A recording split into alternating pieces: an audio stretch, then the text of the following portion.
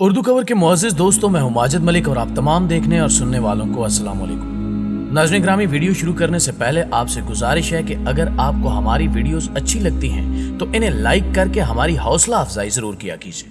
تو آئیے چل کر آج کے موضوع کا آغاز کرتے ہیں۔ ہم چائے پینے کے لیے کھوکھے پر رک گئے۔ یہ غریبانہ چائے خانہ تھا۔ آپ کو عموماً اس قسم کے چائے خانے سڑکوں کے کناروں، اندرون شہر کی گلیوں محلوں، چوکوں، بازاروں، منڈیوں، بسوں اور ٹرکوں کے اڈوں پر مل جاتے ہیں۔ یہ گندے اور بے ترتیب چائے خانے ہوتے ہیں، لیکن ان کی چائے ان کی دودھ پتی مثالی ہوتی ہے۔ لوگوں کو ان کی باقاعدہ لت لگ جاتی ہے۔ لوگ سارا دن یہاں گزار دیتے ہیں۔ یہ نہ آئیں تو ان کے آرڈر آتے رہتے ہیں اور چائے خانے کا چھوٹا پورا دن انہیں چائے سپلائی کرتا رہتا ہے۔ میں نے جب ان چائے خانوں کی کامیابی پر خاصی ریسرچ کی تو مجھے اس کی 4 وجوہات معلوم ہوئی۔ پہلی وجہ ان کی پتیلی ہوتی ہے۔ یہ سارا دن پتیلی دھوتے نہیں ہیں۔ پتیلی میں ایک کے بعد دوسری، تیسری اور 20ویں چائے بنتی ہے۔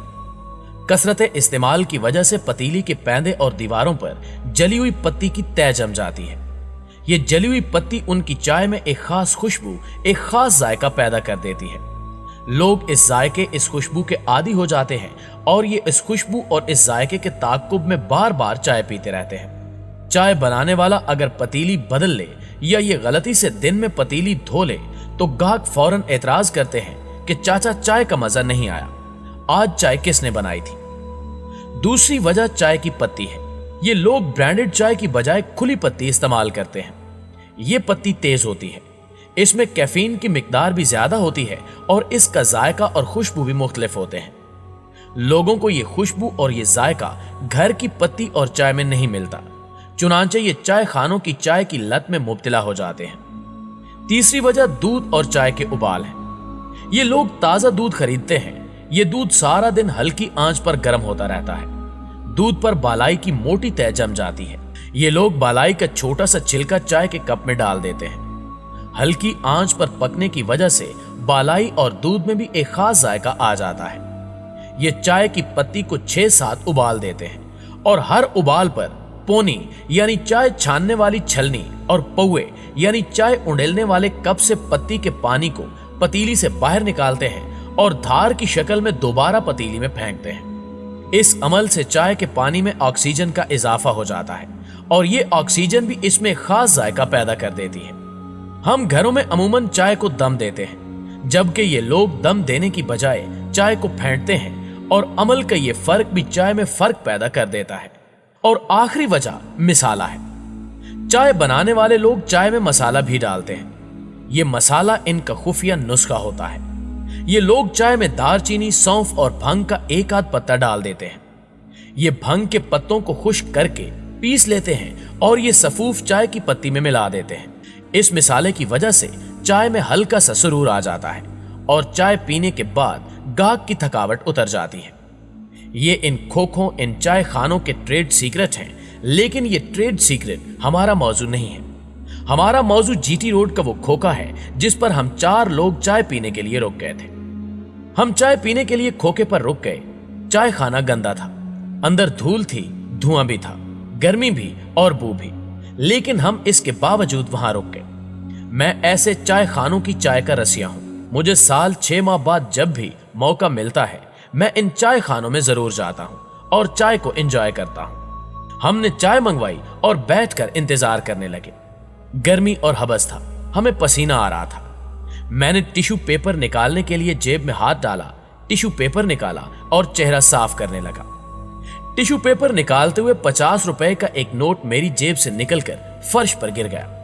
میں نوٹ کے نکلنے اور گرنے سے واقف نہیں تھا۔ یہ نوٹ اڑ کر میرے پاؤں کے قریب پہنچ گیا اور میں نے نادانستگی میں نوٹ پر پاؤں رکھ دیا۔ ناظرین گرامی، دور کونے میں درمیانی عمر کا ایک مزدور بیٹھا تھا۔ وہ تڑپ کر اپنی جگہ سے اٹھا، بھاگتا ہوا میرے پاس آیا، زمین پر بیٹھ کر میرا پاؤں ہٹایا، نوٹ اٹھایا، نوٹ کو سینے پر رگڑ کر صاف کیا، نوٹ کو چوما، آنکھوں کے ساتھ لگایا اور دونوں ہاتھوں میں رکھ کر مجھے واپس کر دیا۔ ہم چاروں اس کی حرکت پر حیران بھی تھے اور پریشان بھی۔ ہماری جیبوں سے عموماً نوٹ گر جاتے ہیں، دیکھنے والے ان کی نشاندہی کرتے ہیں اور ہم نوٹ اٹھا کر دوبارہ جیب میں رکھ لیتے ہیں۔ लेकिन हमने जिंदगी में कोई ऐसा पागल नहीं देखा था जो फर्श पर गिरे हुए नोट के लिए तड़प कर अपनी जगह से उठा हो, फर्श पर बैठा हो, उसने नोट उठाकर अपने सीने से साफ किया हो, 50 रुपए के मामूली से नोट को चूमा हो, आंखों से लगाया हो और किसी मुकद्दस वर्क की तरह दोनों हाथों में रखकर मालिक के हवाले किया हो। यह यकीनन हैरत की बात थी और हम चारों उस वक्त हैरान थे। मैंने उसे अपने साथ बिठा लिया, उसके लिए भी चाय का आर्डर दिया और उससे इस तड़प, इस अकीदत की वजह पूछी। वो मजदूर था, मगर वो सदा का मजदूर नहीं था। वो 20 साल कबल शहर के रईस लोगों में शुमार होता था। उसका वालिद शहर के 4 बड़े ताजरों में शामिल था।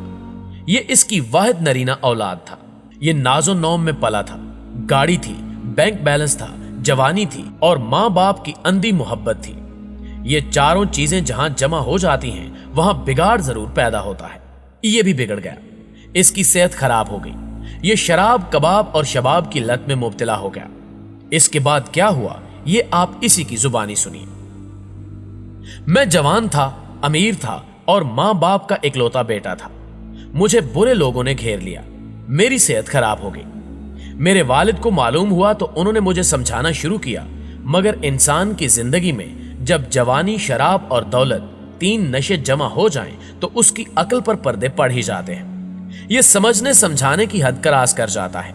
मेरे साथ भी यही हुआ।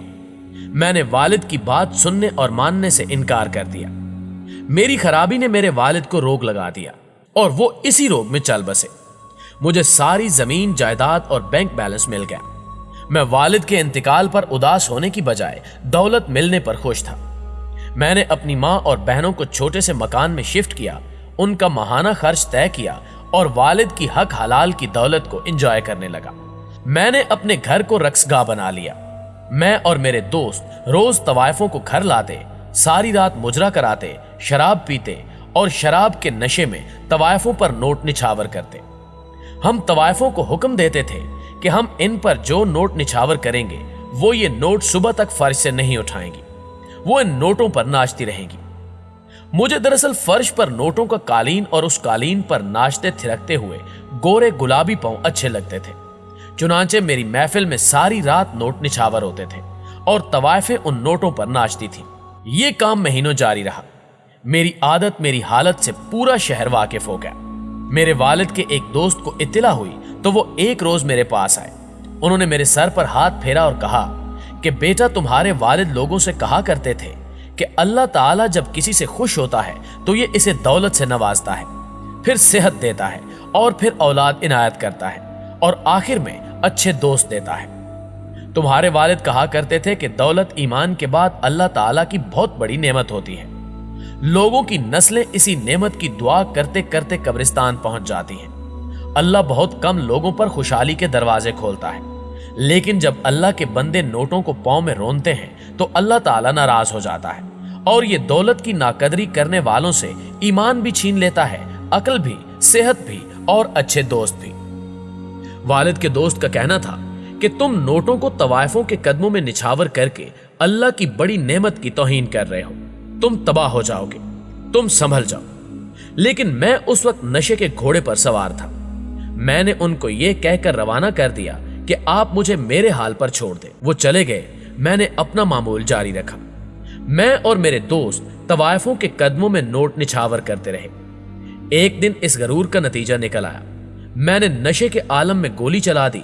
एक तवाइफ मारी गई। केस बना, मैं सजा से बच गया, लेकिन मेरा सब कुछ चला गया और मैं अब फैक्ट्री में मजदूरी करता हूं। नाज़रीन ग्रामी, वो रुक गया और उसने लंबी सांस ली और बोला, मैं जब भी किसी नोट को किसी पांव में गिरा हुआ देखता हूं तो मैं तड़प उठता हूं।